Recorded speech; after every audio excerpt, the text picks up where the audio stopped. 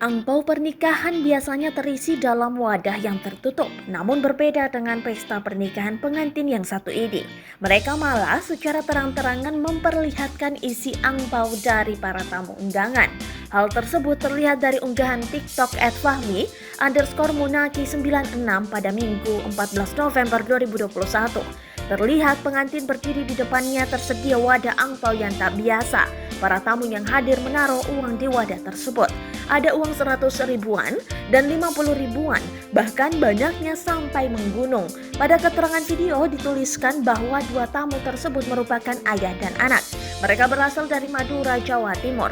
Warganet pun dibuat tercengang, banyak yang menganggap jika memberi uang di bawah 50 ribu rupiah akan merasa gengsi.